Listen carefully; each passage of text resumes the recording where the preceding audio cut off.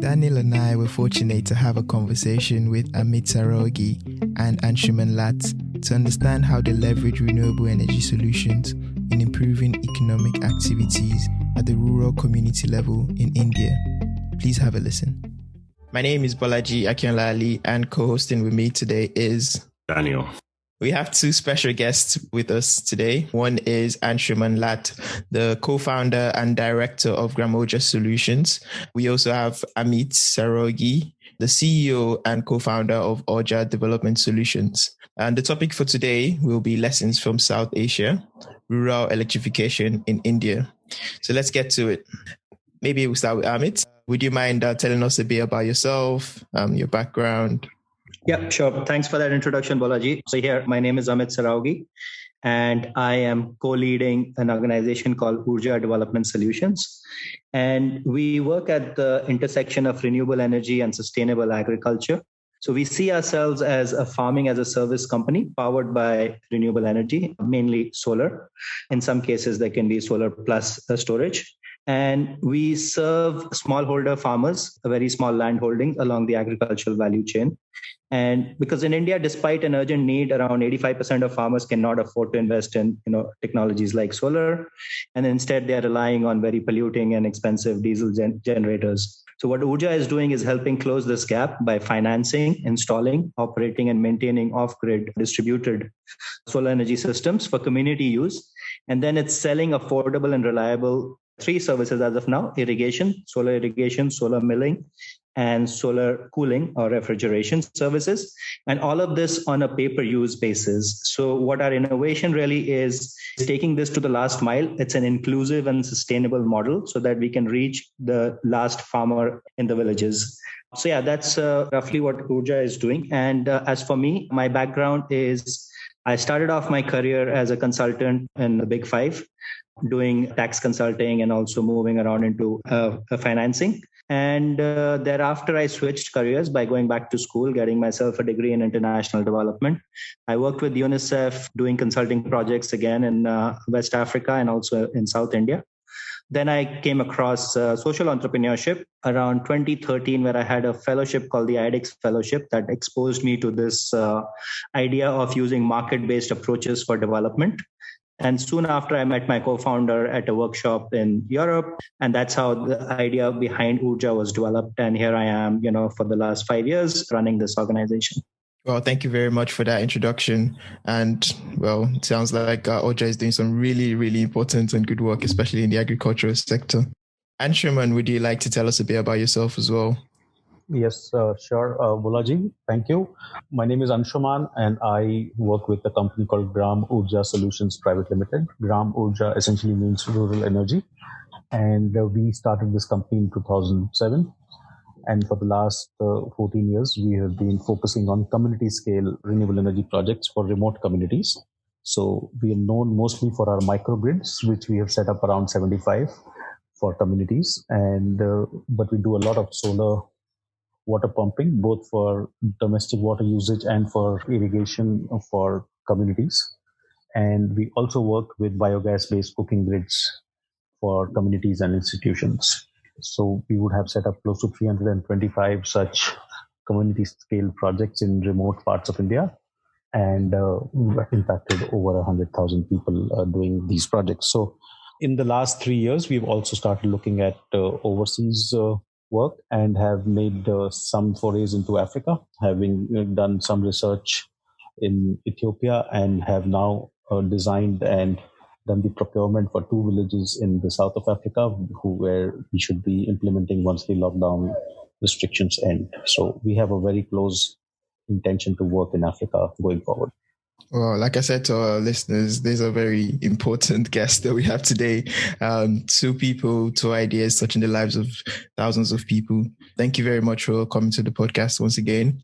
So my first question is just kind of understanding what has helped you and what has helped Oorja and what has helped India in general to be successful in scaling energy access projects And when I say what, I mean things like, what policies do you think have been effective? Is there like a finance model that you've had, or like a partnership model that's helped the country, or that's kind of encouraged private companies like Oorja and Gram Oorja to kind of tap into this opportunity and to help scale energy access?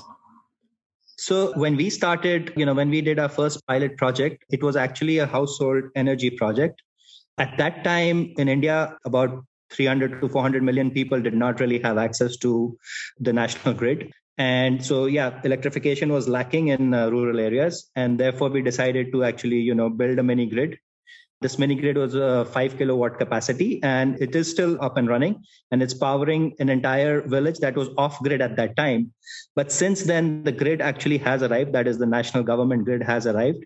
Though we've retained our customers purely because of better reliability. But just to expand on that, what has happened in the last few years, since around 2017, 2018, Indian government became very aggressive in expanding the grid.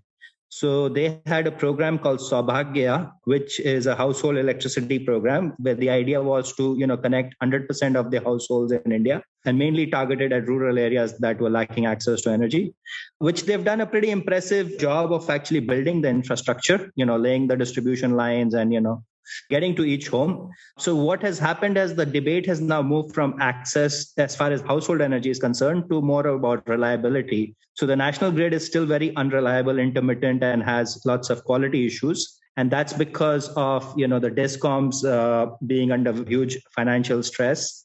And in a lot of areas, at least in the areas that we work in, and I can speak from experience, that is the northern and eastern part of India, that, even though the grid may be available, it only supplies for 8 to 10, or in some cases up to 15 hours a day. And at critical times in the evenings between, 6 to, let's say, 10 p.m., when most people need access to energy and need the lighting at home, is when it's actually, missing and it's gone. And therefore, mini grids are still viable to that extent.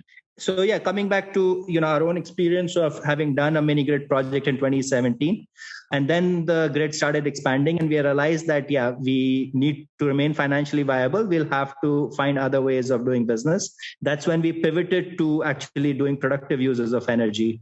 And actually the demand from the community that we were serving also was coming, so it was a learning process for us, was coming from productive uses of energy. They rather had us provide access to energy for productive appliances.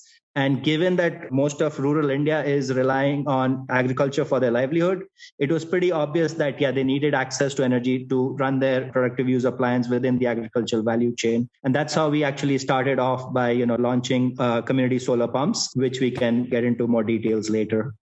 So Anshuman, if you want to go next from here. Right. So I agree with Amit. I mean, he's captured everything on this. So energy access in India has actually gone well in terms of the government being able to extend the grid. And that was something which was always possible. Now we have to understand that India is a large country and there are so many states.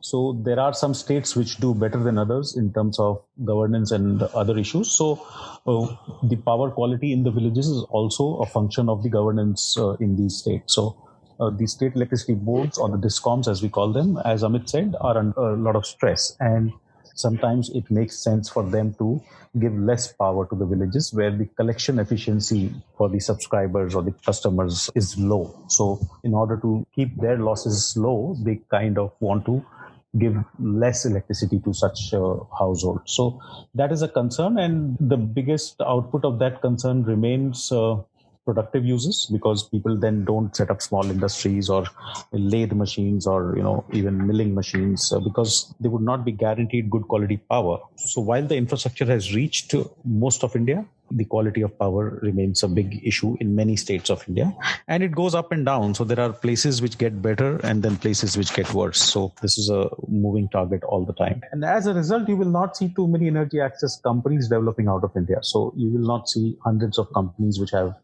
kind of filled the need, because the state has been pretty much okay in terms of being able to extend to everywhere. Understand this with respect to Africa is that India has abundant coal and also has been beefing up its renewable energy sources, including hydro and wind and solar we also have some nuclear power installations. So what that essentially means is that power by itself or energy by itself is not scarce. So it is a question of the right framework so that it reaches everyone and is affordable to everyone, which is something that has been an issue and remains an issue as we speak. Whereas when we look at the same thing and extending this to Africa, we find many countries where power or energy itself is scarce. So they would not have enough coal resources, or some countries are dependent on hydro, but that is also not enough to take care of the annual needs of a growing population in Africa. Issue that needs to be definitely understood when we try and look at both India and Africa. Yeah. I'll just add something to what Anshuman said. Yeah, and it's pretty apparent when you see private companies in the DRE sector, you see a lot less in India than you see in Africa. And that obviously speaks to the fact that, yes, the government involvement here is much higher. And from my own understanding, I know a lot of African governments have left that field open for private players too. And in some cases, of course, have come up with conducive policy as well for private players to thrive. And therefore, you'll see in the African scene that, there are both large international companies such as Bbox and Zola's of the world. And then you have a lot of innovation coming from within Africa as well. But yeah, of course, in terms of the size, much smaller companies also competing for that same market. Whereas in India, you see very few competing in the DRE market if you were to compare that to Africa. Yeah, no, that's really interesting. And I think all of those remarks make lots of sense. And that's really good insight from yourselves. I guess maybe something that I was quite interested to find out also along those lines of the market similarities and differences, where I know with Africa, when we talk about rural electrification, there's sort of similar issues in terms of expanding the grid with, the sort of transmission distribution companies being under financial stress. And then they have problems like those communities actually have quite low electricity usage, or sometimes they extend the grid and then the uptake of people actually connecting is quite low because grid connection costs are high, or people don't really feel like, they need the power. So I was wondering, have there been any sort of similar issues in terms of like the actual efficiency or financial viability of extending the grid to rural communities in India? Yes. So obviously, what is important here is knowing the LCOE, which is the levelized cost of energy. So our experience tells us that if you were doing a mini grid, but mini grids can again be, standalone mini grids, or they can be hybrid mini grids. You could have a diesel generator as a backup, or you could have storage. So depending on which model you're going with, you'll have different LCOE spreads. But typically you would end up with something like 15 to 20 rupees LCOE. I will not be able to convert that. I'm obviously giving it in Indian rupees. But yeah, compare that to what the government grid provides, which is highly subsidized. Is your unit rates are in the range of, depending on whether it's commercial or residential, between 4 to 6 to 8 rupees. So obviously, much cheaper than what a mini grid or a micro grid of, let's say, 50 kilowatt to 100 kilowatt can achieve. So in that case, of course, the mini grid cannot compete in terms of financial competitiveness with the grid. And therefore, the project developers that are deploying mini grids also need to be careful about their utilization rates. So they have to maintain very high utilization rates for the consumer to be able to afford that, so that they can still relatively keep the tariffs as close as possible to what the government grid offers, even though it's unreliable. So this is something that project developers in Africa probably also need to keep in mind. But the advantage India has is the density of population. By deploying a mini grid or a microgrid, India has the option of serving many customers, as opposed to in Africa, where the population is more thin and more dispersed. So either or your cost of infrastructure will be, your capital required will be much higher, because your transmission and distribution lines will have to, extend much longer to be able to serve the same number of customers as compared to India. So yeah, those were some of my thoughts in this area. Right. And, just to add to that, Daniel, so, when you have large portions of the population already covered with the national grid, it is obvious that the rest of the population also has an aspiration to be covered by the national grid. So to cater to that aspiration, I don't think there was ever a question of go or no go in terms of the thought So even if you were to look at individual villages and do you want to extend a line there and stuff like that, it was never a question that discoms faced. So they just went ahead and decided to do it as a national, aspiration kind of a thing. So, but that was okay when you were already at 60, 70, 80%. So, the question is that when you're very low already, there is a limited resource available, then all of these questions become very pertinent. But I think here it was more like machine gun approach that we have to do it. And then the states and the center kind of got together to do it. Daniel, just to add a little bit more to that. So from what I see is that renewable energy, mini grids or DRE solutions can be a good complementary solution in the Indian context to the grid. So there were certain districts that the government announced as aspirational districts because these were the most backward in terms of their development index. And in some cases, they said, these are very remote and we may not be able to extend the grid up to there. So they did invite private participation. And that is some of the DRE companies in India are addressing those challenges and those remoter parts. For example, in our side of the world, there's Melinda that is basically has an agreement with the government where they will take care of certain number of villages with, regards to access to energy. So there is lots of good work being done by some of the DRE companies in coordination with the government systems. And this is a model that possibly, some African countries can also replicate. Yeah, I think the general sort of prevailing thought is that in Africa, it's going to have to be a bit of a hybrid solution where, you extend the grid to where it makes sense in terms of population density and demand, but then you also roll out those mini grids and microgrids to the sort of more dispersed communities that maybe have less of that demand and purchasing power. So, okay. Bolaji.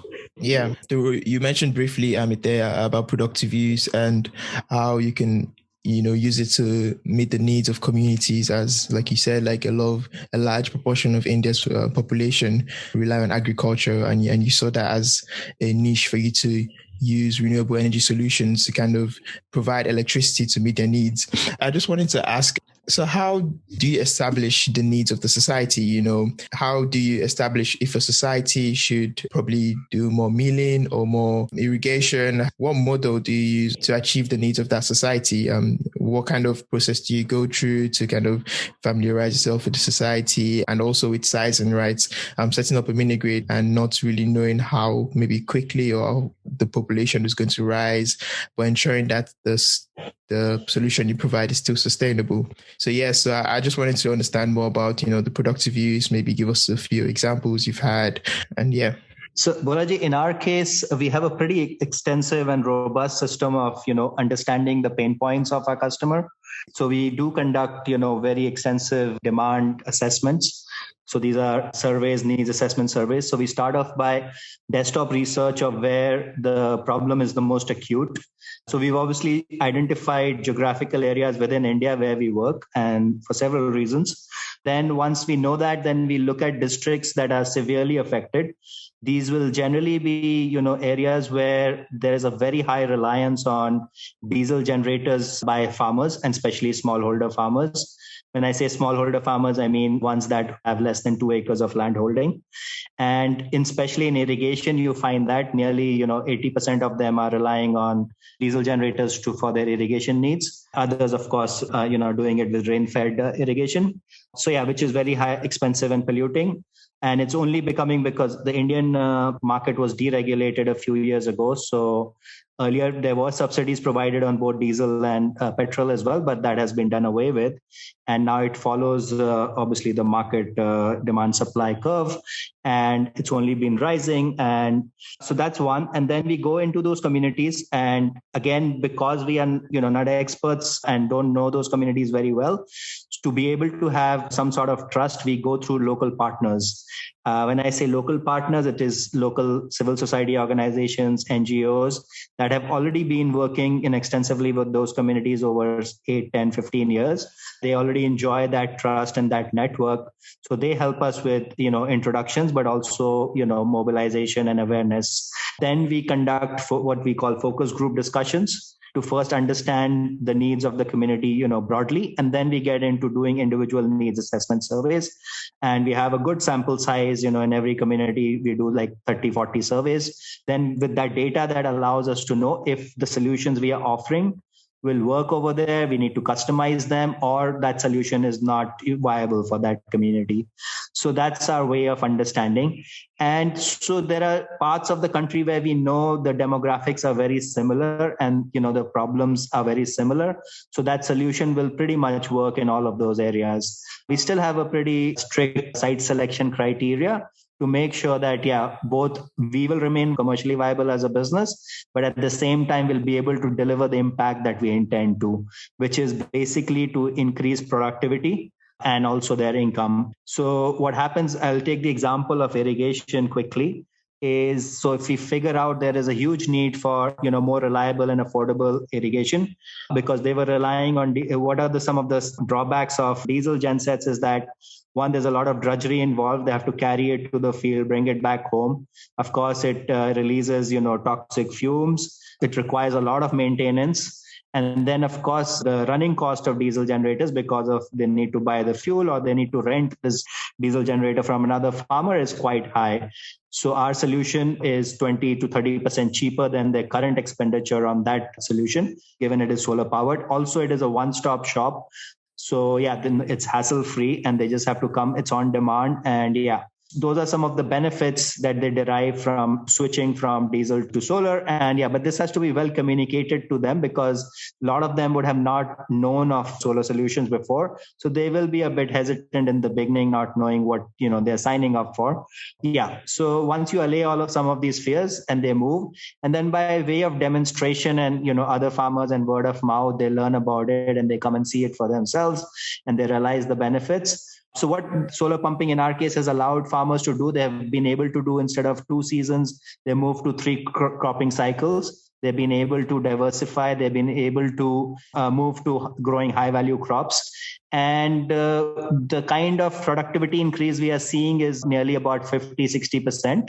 There is a saving from moving in terms of their expenditure. There's increase in productivity and therefore there's increase in income.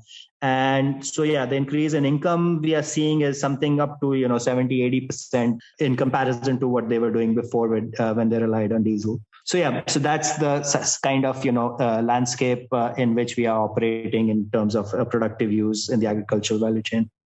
Thank you for that. I'm not sure if Anshuman has anything to add.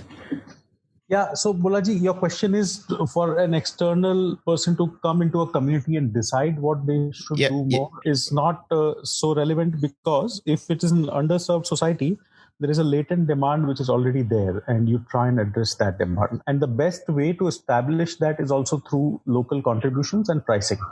So if people are not willing to put up some part of it themselves, or people are not willing to pay a certain cost, it essentially means that demand is non-existent. So, whether it is milling, you would realize that some communities, take their take their grain over large distances just for milling. And then you realize that they're willing to pay for it. They're willing to set up the milling machine themselves, or even in terms of irrigation. I think the real filters we have applied is essentially what people are willing to put up upfront as a part of it, and also pay as a ongoing thing. So instead of taking a decision for them, this helps the decision. That's really good. And I guess maybe, Anshuman, it'd be good to hear in terms of what Gram Oorja does. You said that you've done sort of village microgrids, you've done biogas for cooking, which I'm guessing also helps with the sort of clean cooking angle. I guess maybe what are some of those benefits that you've seen that off-grid solutions have been able to provide these rural communities, both in addition and maybe in contrast to what they'd get from the sort of national grid? Right. So our communities typically are the more remote ones. They are not the mainstream villages, which are like closer to large cities. These are like more the hilly terrain and smaller hamlets. So here it's a question of being underserved. So either the grid has not reached, or if it is there, it doesn't work for 6 months a year, or because of, maintenance issues, or just does not provide power for most of the day. And secondly, for the biogas part also, we have seen that firewood is a big issue. Even if today the penetration of LPG is about 90% of households, even in rural India. The people do not replace their LPG cylinders very frequently. It is still something which is the stack fuel. So one of them could be LPG, then they will have firewood, and then they'll have some other agro waste and stuff. So we have seen people adopt, and especially with water, we've seen that it's been a point of no return. The moment you set it up, they cannot go back to their earlier practices of carrying domestic water on their heads over long distances and stuff. So it's something that they are willing to put aside large parts of their income just to keep it going if there's a problem. And also in terms of places where we've seen that the community itself comes forward to set up a good mechanism to safeguard these installations. They make sure that they don't, they're not stolen, or no one, kind of damages them. And there are many good anecdotes that we've seen over a period of time. So people have been, the small village energy committee comes together, they've been able to find people, or they've been able to do many kinds of stuff which are showing that they own up to these assets and they want to continue to use them over a very long period, as much as one generation, 20 years, 30 years in some cases. So this is for the typically remote kind of villages that we operate in. And some of them, I think Bolaji would have an idea because he's visited a few of them, and I think he appreciates that. Yeah, I mean, so Bolaji, if you could add some anecdotes from your visits there. So yes, I went to India to work on a project doing my master's, and that's when I met Anshuman. And he's right, like I went to some of the most remote areas. Sometimes they'll be like in forest reserves, and you see like maybe 5 households, and so providing them with a source of electricity to help them like maybe power something that they already do. I remember going one time to one community, and it was literally like, I don't know, 5 households, 5 buildings there, but they still had a productive use for milling. They had a milling machine there, and they had a building where other communities would come there to kind of use. So they kind of had like an export system, created a service for themselves. So yeah, I totally agree with Anshuman. Taking off from there, so when we presented some of this work in Europe and in the US, a lot of the people, students from Africa like Bolaji and others got very interested, saying that this could really work in a large part of Africa. Some of our countries, we could really use these systems, and communities in Africa also tend to be close-knit. Communities could come together and set up these and manage these systems, is what we gathered. And that's how our interest started in 2018, and 2020 was a washout anyway. So it's been 2.5 years that we've been exploring this. And so we can do a lot of capacity building for some countries, for example, because this is exactly the model that we think could be a good starting point in parts of Africa. Yeah, and I think you touched on something that was very interesting there, Anshuman, when you were talking about community ownership of these assets and the maintenance. So I think one thing that's always quite an interesting question is about the longevity of these sort of off-grid community solutions, in terms of like, now that we've installed, say, a microgrid in a community, like how do we make sure that that's kept well maintained and that's, a sustainable solution for them over a period of time? And I was just wondering, what kind of things have you seen work in your cases? And like, I guess maybe how do you also address that question of longevity of the solutions in these communities? Right. So, 2-3 anecdotes there. So in 2011, we installed our first small drinking water or domestic water pump in a small village. And one of the boys in that village who was helping us, set it up, today has been working with us full time for the last 10 years. So he has seen how that project helped his village. So in many of these parts, we have now seen that the same community gives us a lot of people. So this is one thing we see, because they have been the beneficiaries of such projects and they understand the importance and they see how they can work. So we did a survey during the lockdown and we called up all of our microgrids. We had 69 that time. We have 75 now. So we called up all 69 of them to find out what's happening and what is the current situation. And we realized that 64 of them were working, some of them for as long as 9 years now, and some of them for 7 years, 6 years, 5 years. And everywhere there was enough money in the Village Energy Committee Bank where they could now have enough for their battery replacement, which is due in the next 2, 3, 4 years. So the first community, the 2012 community where we set up the first microgrid, has already changed its battery bank. They paid close to $3,000 to change it and they got it done. And this was because they were collecting money every month, $1 or $2 per household over the last 6, 7 years. And there was enough that they could just, write a check instead of collecting money at that point of time. And this is a discipline we are seeing in most of our villages. So I think just because we are serving a population which is in need, and they realize the importance, both in terms of education, health, productive uses, and communication and entertainment. I think they are now open to using that infrastructure for 30 years, which is what we intend that they do. So because we have people from those communities who are part of our team, and we now have made sure that every village has an energy committee which looks after all of this, these are two aspects of sustainability in our view. Yeah. Daniel, I can come in here to give an example as well from our experience in terms of O&M, if that was your question. In the case of irrigation, we compete with a government scheme called Kusum, which offers a very high percentage of capital cost and subsidies. But despite that, most of these smallholder farmers do not have the upfront capital to invest even that 10-20% of the contribution they are required to make.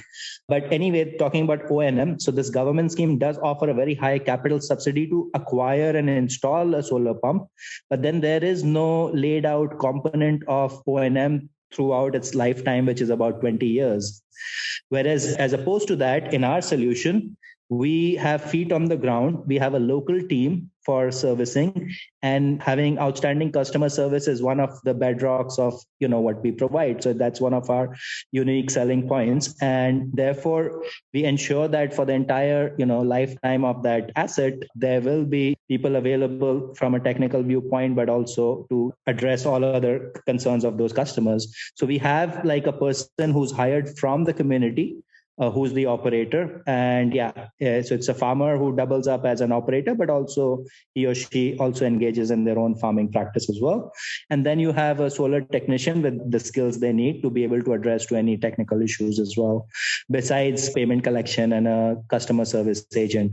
So that therefore we believe this model, of course, is more effective than when you just provide the capital to install something, but there is no component of O&M for the rest of its lifetime. Yeah, no, I think that's really good. And I think that's definitely something that's a much needed consideration, especially, I guess, rolling out some of these things to rural communities in Africa as well, just because there has to be that process of sensitization first, I guess, to the technologies and to, what's involved in keeping them up and running, but then also that level of community ownership. Because I think if people feel like, this is an asset that belongs to our community and that's delivering value to our community, then there'll be more of an incentive to make sure that that thing is protected and that thing is, kept well, kind of linked to some of those anecdotes that Anshuman gave us there. So yeah, thank you. I think Bolaji seemed like you're about to raise a question. Yeah, I was just going to ask about, I know when some of the questions we've asked, you've kind of related it back to some of the situation in Africa. And I know Anshuman mentioned some of the projects the Gram Oorja is working on in Ethiopia and maybe in the southern part of South Africa. So I just wanted to ask, maybe I'll start with Anshuman, what has been your experience, setting up this mini grids in Africa? What do you think has been the challenges and the differences or even the similarities in setting up mini grids in India?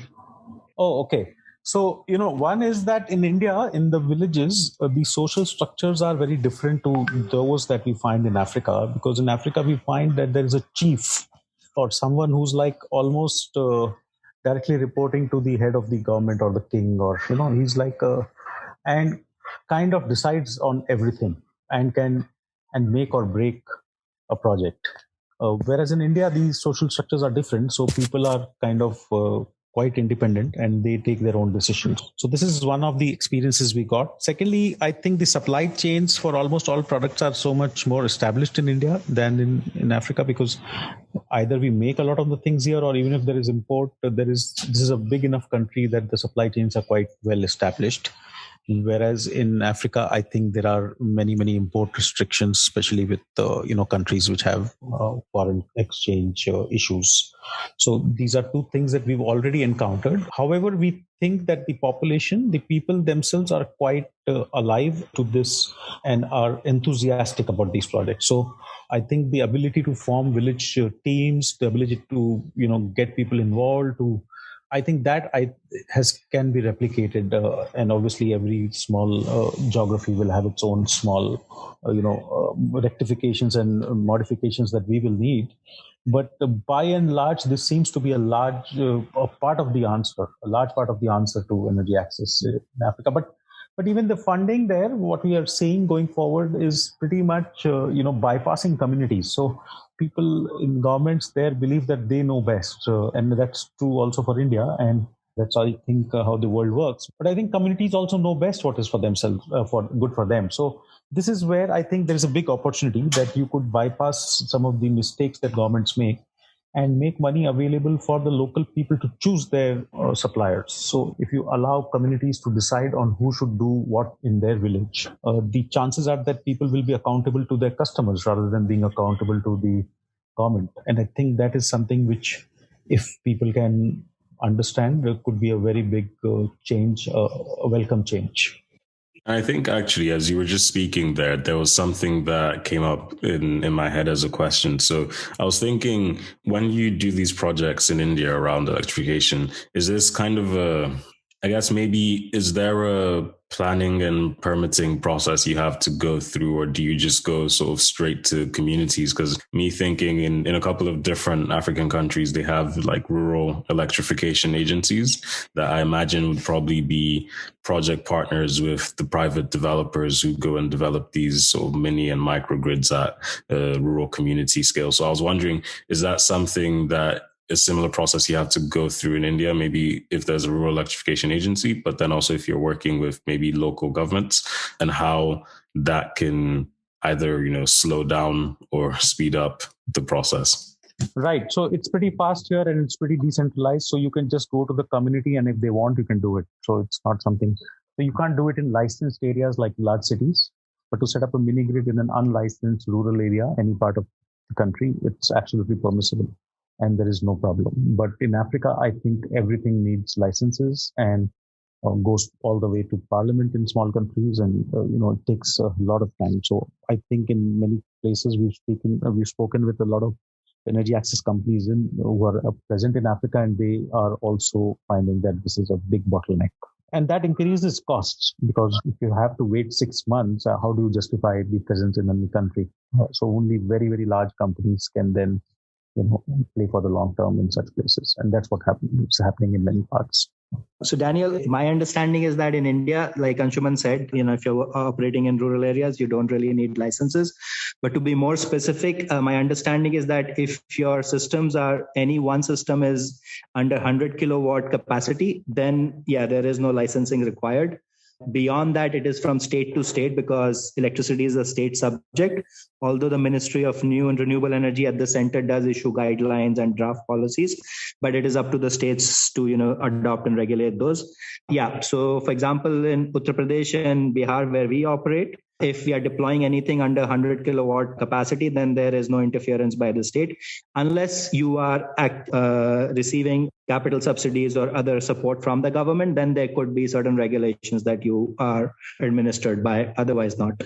Yeah, no, that's really interesting. And I think something that maybe is also quite interesting, and a problem that's being tackled in Africa is that issue around like financing, and also sort of off-taker, what would you call it, maybe credibility, just because there's that lack of credit history. So I think people are sort of, less likely to do, or more likely to do prepaid solutions rather than to just trust, that consumers will actually pay for the services provided. So I was wondering how you've been tackling that in India, and what lessons you think project developers in Africa could learn in terms of being able to actually finance and make sure that their projects remain financially viable for the lifetime of the project.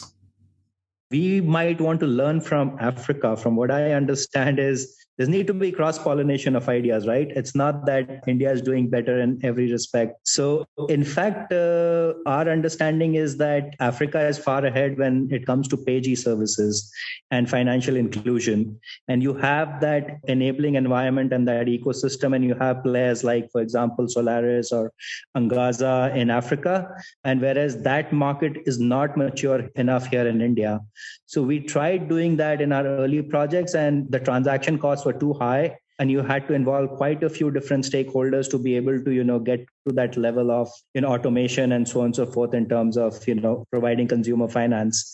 So yeah, not having obviously Anshuman is better placed to comment on this, but yeah, from the literature that I gather, it seems Africa is actually doing quite well on offering, and that obviously is in the solar home system market where your whole PG, and this could then be extended and applied to productive use as well.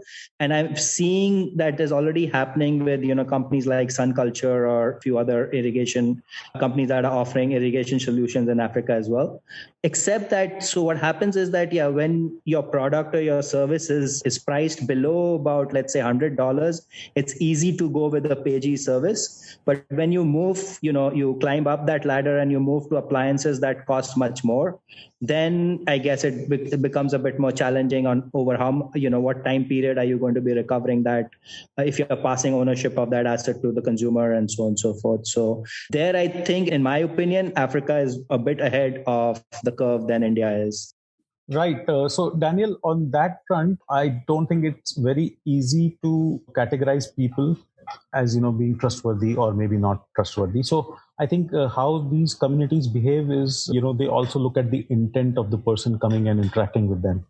So if they find that these are our own people, or if they find that these people are doing things for our own good, then their interaction and behavior is very different from if they were to see you as purely a money-making entity and they would see you as outsiders. So I think these are smaller points, finer points where understanding people and smaller demographies is critical. And I think whenever we look at energy access, especially for remote communities, I think we should be focusing a lot on these smaller, finer points, which I think would be the decisive factor in terms of success or failure. Yeah, thank you. Thank you very much for that, especially shedding the light on the comparison, especially with your experience or some of the things you've seen being in the industry. Coming to the end of the podcast, there's a question we ask all our visitors, and that is, if you were to visit somewhere in Africa, where would that be? Let's say an all expense paid trip. You don't have to spend a penny. Where would that be? And also, because this is a special episode for us from an Indian perspective as well, if you were to advise us on where to go in India, all expense paid trip as well, where would that be? So yeah, coming to Africa, all expenses paid, I would like to come to Tanzania or Madagascar. So yeah, those would be top of my list. Madagascar is pretty simple. The wildlife, the diversity of wildlife that you get to see over there is just mind-blowing. So obviously I've only seen pictures of it and films and videos. But yeah, seeing that firsthand would be amazing. Tanzania seems very fascinating as well. Yeah. So I have some friends actually from an energy company, Barefoot College, that also has operations. I mean, it's an Indian company that set foot over there. Yeah. So I hear a lot of good things about Tanzania from them. So yeah, I have traveled a little bit. I've been in South Africa, also in West Africa. Like I said, I was doing consulting projects there. But yeah, these are countries I haven't been to. So that would be good to go to. And then in terms of my recommendations for you in India, you've obviously been to places where Anshuman is operating. So I would invite you to come see what we are doing. And we are actually on the border of India and Nepal, which could be interesting. So yeah, you get two for the price of one. You can cross over the border and you can be in Nepal and go hiking as well. And you can also do some comparison of how because there is a very similar company just across the border called Gham Power that is doing similar stuff like us. So you can see what are the similarities and differences between how we are implementing our projects versus what they're doing in Nepal as well. So for those reasons, I would invite you to come to our project sites. Sounds like a dream come true, really, for the price of one. So you said we're Anshuman, really, if you were to visit somewhere in Africa, all expense paid trip, where would that be? And, what recommendations would you have for us, maybe for Daniel this time? Okay. I really don't have preferences. So I really look at the company and someone who can guide me. So, wherever Daniel or Bolaji can accompany me and take me around. So I would love to go along with you and wherever it is. So I would believe I want to cover all of Africa. So it's only going to be first and second and third and fourth. That's the way. So to put it simply, in terms of India, yes, you should come to, where Amit is working. And if you do come here, I would love you to go to a city called Banaras. It's also called Kashi. It's the oldest living city in the world. It has been around for maybe thousands of years, and it is still very vibrant. And that's a place where a lot of people discover themselves, a lot of people lose themselves, a lot of people understand themselves. So one of the unique places of this world. So if you do come to India, go and see Amit's projects, and not very far from there is the city which I would love for you to come. Thank you very much. That's really great. And I hadn't actually heard of Banaras before, so I'll definitely check that out as well. So yeah, I mean, I just wanted to say thank you guys for your time today. Thank you for speaking to us. It's been a really eye-opening and enlightening discussion. And yeah, I think one thing I also really liked was that aspect that you were speaking about at the end, Anshuman, about really like not just looking at communities as places where we go to develop projects, but also actually be taking time to understand people, understand their needs, to build, relationships and make sure that it's something that they want and they can, really understand and appreciate your motives there as well. So yeah, thank you very much, Amit and Anshuman. And I'll let Bolaji close this out. Yeah, thank you. Thank you very much for taking your time out to speak to us. Thank you. It's been a pleasure. Thank you, Amit, Daniel, and Bolaji. Yeah, same. Likewise. Yeah. Thanks, Daniel and Bolaji, for organizing this, inviting us. Yeah. And Anshuman, it was great to be on the podcast together with you. So yeah, hopefully we'll catch up again. Yeah. And yeah, thanks guys. And yeah, all the best. Thank you.